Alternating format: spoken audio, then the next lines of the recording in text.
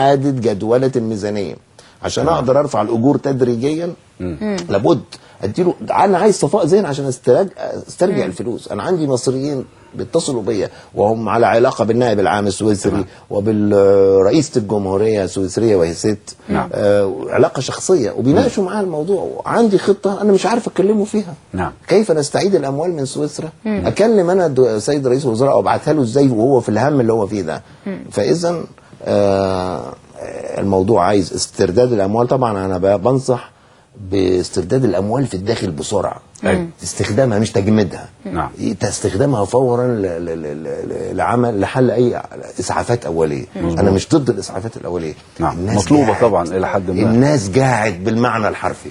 أنا كان مخبرين السجن بيصرخوا لي ويقولوا لي واحنا بناخد 400 جنيه وصف الضباط. طبعا المخبر كان بيحل مشكلته انه بياخد في الزياره بتاع ياخد علبه سجاير بتاع دي العمله اللي موجوده داخل السجن. واما والصف الضابط برضه بياخد، بس هياخد مهما خد ال 600 جنيه بيضيع تلتهم في المواصلات. فقلت لهم انتوا ساكتين ليه؟ ما عملتوش ثوره ليه؟ فقالوا لي، قلت لهم انا عارف طبعا البوليس اخر من يسور من اجل الضرائب. فاذا الناس قاعد بالمعنى الحرفي للكلمه. انا في مره واحد حكى لي ووصول، قال لي انا بجيب فرخه وما باكلهاش، بجيب فرخه وبوكل ولادي وما بدوقهاش. فوصلنا لمرحله الجوع. فاذا لكن برضو الموضوع عايز عقل، مش والا هنضطر الحكومه انها تطبع فلوس تحت الضغط. فهتروح حضرتك تاخد ال 100 جنيه وانت فرحان بيهم، او ال 200 جنيه او 300 جنيه اللي انت طالب تديهم. فلوس مالهاش اصول ثابته. هتروح تلاقي الطماطم ب 60 جنيه والجبنه ب 70 جنيه ومش عارف ايه. هتحصل التضخم المخيف اللي ادى لانهيار عملات في بلاد اخرى زي تركيا فيما سبق وكده. فبالتالي مزيد من ما دام في ثقه، وحتى المجلس العسكري الثقه فيه بتتزايد في سرعه تسليم السلطه للمدنيين. وبالتالي لا معنى لهذه التكالب السريع على مكاسب قصيره لن تؤدي الى الحل. بالتالي احنا عايزين نوصل لحل ال 1200 جنيه كحل ادنى. فده ما ينفعش باللهوجه دي. لان انا عايز اتثبت. يا اخي اجل تثبيتك شهرين ثلاثه، اجل هذه المعركه او اعملها بشكل نظامي هادئ. في حاجه اسمها الاهم فالمهم. لا، وفي نظام اولويات. انا طالما ان لو عندي عاطف عبيد او مش عارف ايه وايه، يقول لك ده ما بيجيش غير بالسك. لكن لما يكون في راجل محترم انا اقدم له الطلب واستنى واتابعه بالتليفون. صبرنا 30 سنه يا استاذ مجدي. يعني لا قبل كده في عهد شفيق ما كنتش اقدر اقول للناس كده. طبعا. لا في عهد شفيق ما اقدرش اقول للناس كده، يروحوا يمسكوه من زماره رقبته. لكن ما دام جه المهندس من ميدان التحرير وعارفين سيرته الطيبه، لابد ان يترك قليلا. انا لا ادعو لاي تظاهرات منذ 3 أسابيع حتى في عهد شفيق، وانا المتهم بان انا محترف مظاهرات. الان ليه؟ لان انت خدت حق التظاهر.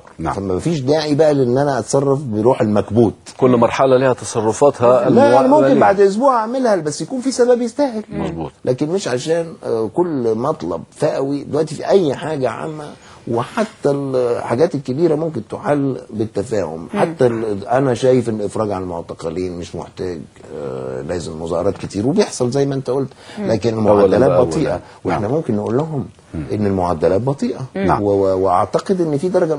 انا مثلا عرفت حاجه ايجابيه وان كانت مش متعلقه بالاقتصاد، متعلقه بالديمقراطيه. فوجئت ان المجلس العسكري وانا مش واخد بالي اصدر امر من مده بحل اتحادات الطلبه والسماح بعقد اتحادات اللي هي المزوره، والسماح بعمل انتخابات دلوقتي. رغم ان كان ممكن يقول خفوتوا علينا السنه الجايه واعملوا اسر مثلا، اسر طلابيه. ففي الحقيقه والطلبه ما استفادوش من الحكايه دي ورايحين. انا بقول ابنائي طلاب، وانه انا كنت من قيادات الحركه الطلابيه. عمرنا ما فكرنا في رئيس الجامعه ده ولا جه على بالنا خالص. هم رايحين عايزين يطيحوا برئيس جامعه القاهره، وانا ليا راي لا ايجابي ولا سلبي فيه، ما اعرفوش. لكن ما ليست القضيه يا ابنائي في جامعه القاهره ان انتوا تروحوا هو يمكن كان الرؤساء الجامعات بقوا مكروهين عند الطلبه لان كانوا بيستخدموا علاقتهم بامن الدوله. ومدام امن الدوله بذمتك ايه ممكن رئيس الجامعه يمنع حاجه، يمنع مظاهره دلوقتي؟ فليه الطلبه ما يروحوش يشكلوا اتحاد الطلبه احسن؟ فحتى الامور السياسيه انا ما عملتش هيصه على حزب العمل ومارست حزب العمل، لا رحت عملت وقفه عند المجلس العسكري ولا رحت وجعت دماغ وزاره الدفاع. على فكره يا استاذ انا مجدي مارست وطلعت جريده الشعب اهي، انا طلعت جريده الشعب اهي. سؤال فقرتنا النهارده يا استاذ مجدي، هل تتوقع ان يعود حزب العمل بقوه ام لا في المرحله القادمه؟ كانت النتيجه اللي وصلت لنا دلوقتي 84% بيقولوا نعم نتوقع الحمد لله عوده حزب العمل بقوه، و16% قالوا لا. عايز اعرف تقييم حضرتك لهذه النتيجه ومستقبل حزب العمل في المرحله القادمه ان شاء الله. ما اقدرش اخالف الشعب. الشعب يريد ونحن الشعب يريد العمل. دور حزب العمل السياسي القادم اصل الحقيقه احنا ما خدناش اذن من حد ولم نعترف بالتجميد. نعم. فعملنا مواقع على الانترنت ورحنا زي ما قلت لك الازهر وجامع عمرو، يعني فتحنا فرعين. يعني كنا قاعدين في شقه قد كده وفي السيده، فرحنا بقى مقر حزب العمل في جامع الازهر. فلما ضاق بينا عملنا في جامع عمرو بن العاص، فواحد يروح هنا وواحد يروح هنا. وعشان كده اتضربت. ما ينفعش تفتحوا المكانين على بعض. ده لا ده جيمي بقى، ده شغل جمال، ده شغل جيمي.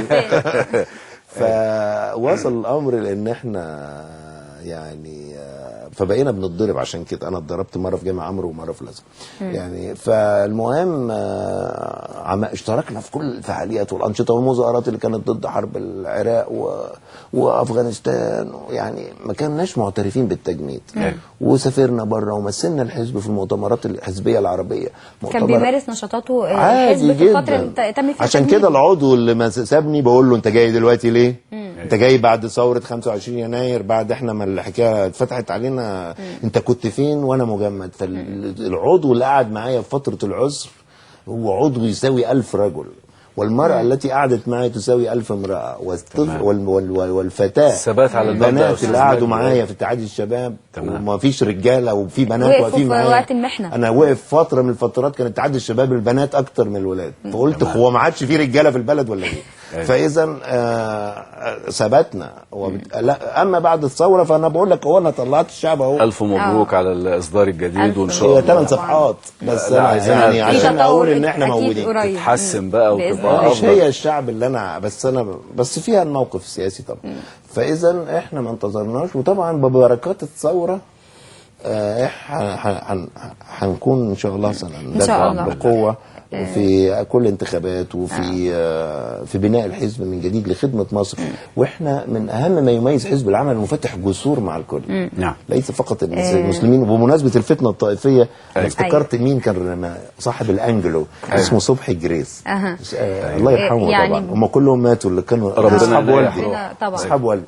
فعايز اقول ان احنا الحزب اللي دخل مسيحي بالانتخاب لاول مره بعد 1952. والاستاذ كمال اسعد نزل على القايمه نمره 1 فين؟ في اسيوط. عشان كده بنطالب تشهد التوتر طائفي شديد. اصرينا ان جمال اسعد يكون اول قايمه رغم ان احنا نازلين بشعار الاسلام. عايزين عشان كده الحزب في المرحله القادمه يعمل بكل قوه، مفتوح للمسيحيين المحترمين مسيحيين ومسلمين. هيقول لي ازاي انت حزب بتقول انك ليك توجه اسلامي ومعاك مسيحيين؟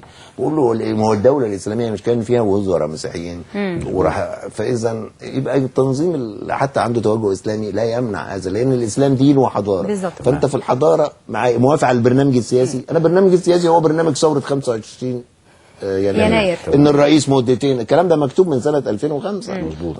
وانا ان الرئيس مدتين، ان الشيخ الازهر ينتخب، ان مش عارف ايه، كل المطالب اللي قالتها الناس احنا قلناها قبل كده. فاذا انا ما عنديش حاجه عجيبه يعني. اما الدين انت حر فيه تمارس طقوسك زي ما انت عايز.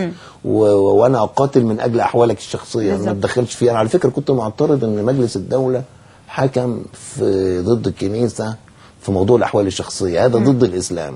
الاحوال الشخصيه ازاي مجلس الدوله، وانا بحب مجلس الدوله جدا واجله واحترمه لان هو قلعه التي لم يستطع ان يخترقها حسني مبارك. لكن في النقطه دي هم طبقوا صحيح القانون. انا ما بقولش لا، هم طبقوا صحيح القانون ولكن ليس صحيح الشريعه.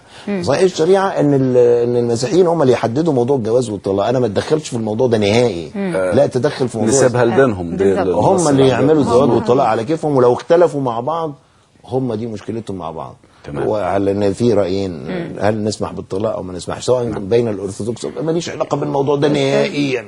وبالتالي لا يجوز لمجلس الدوله في رايي. فاذا وايضا في حاجه تانية بالنسبه لاخواتنا المسيحيين، ان ان زي ما بقول العضويه مفتوحه تماما في كل المحافظات، على هذا الاساس ان انا مش بجبره ان هو يدخل الاسلام، لا ده انا بقول له انا برنامجي سياسه كذا كذا كذا، وهم واللي عايز نحن يتفضل. اقرب اليهم. الدعوة مفتوحة. يعني المسيحي في مصر بيعمل ايه؟ مش بيصوم. انت في حد في اوروبا بيصوم ان شاء الله؟ ولا واحد في اوروبا بيصوم ولا بيروح الكنيسه. 70-80% في بعض البلاد ما بيروحوش الكنيسه، وهم بس حاطين الصليب في الاعلام بتاعتهم. مسيحيين حاطينها في متدينين. الدنمارك، تلاقي مظبوط. العالم البريطاني كله حاطط الصليب، سويسرا عامله الصليب، لكن ماني منهم يذهب.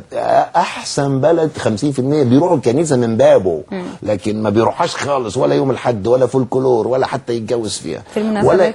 انا عندي المسيحي قاعد بيصوم كام؟ بيدح 40 يوم وكل ولا حد كام؟ في انا مش الكنيسة. فاكر، مش عارف دلوقتي كام يوم. 50. يدح 40 يوم على الاقل في السنه. ما ياكلش الا بالزيت. بالزيت، صح. ما ياكلش الا بالزيت، وبداوا يعملوا كحك صيامي. صيامي ومش عارف ايه وهكذا. وكنا في السجن كان معانا اخواننا المسيحيين وكانوا عندهم صيام في نفس الزيارات كانت بتيجي صيامي برضه. أستاذ مجدي، فكنا كلمة أخيرة حضرتك بتوجهها للمصريين مسيحيين ومسلمين في نهاية لقائنا الممتع ده. أنا بقول فلنبذل كل الجهد ولنتكاتف ليكون ما حدث اليوم يعني آخر يعني جريمة تحدث في مجال الفتنة الطائفية. نتخذ كل السبل لمنع هذا، ولندرك جميعا أن هناك مخطط صهيوني أمريكي لتفتيت مصر ولتمزيق مصر، ونتحد، وأن لن يحقق مطالب المسيحيين إلا قتال المسلمين من أجلها. وأنا النهارده ولأول مرة أعلن استعدادي لأنني أكون مسؤول عن كل المطالب المسيحيين. أنا العبد الضعيف، أنا ما بقولش إن أنا في إيدي سلطات، لكن أنا عايز أقول أنا باسم الإسلام وباسم الشريعة الإسلامية أنا بقول لهم في الإسلام كل البحبوحة التي لم تعرفها الحضارة الأوروبية والتي لا تحترم الشريعة الإسلامية على أرضها وتمنع الأحوال الشخصية على أرضها في أمريكا. إذا أنت لم تلتزم بالشريعة، إذا أنت تعددت زوجات، حتى حصل تعدد زوجات، تحبس في أمريكا ولا تحترم الشريعة الإسلامية. ولكن احنا هنا عندنا، يعني أنا أقصد في الشريعة الإسلامية، وأنا عندي كتاب هينزل قريب أدعو كل مسيحي لقراءته، وهو الرؤية الإسلامية لحزب العمل. سيجد إذا لقى في الفكر الغربي العلماني يديه حرية أكتر أنا موافق، بس نتناقش بالمنطق والعقل. أنا بقول له أنا هديك أكتر مما تتصور. مش عايز أتكلم عن الماضي واللي عملوه الرومان في عصر الشهداء وقتلوا ملايين الأقباط الاختلاف في الدين أولا ثم الاختلاف في المذهب.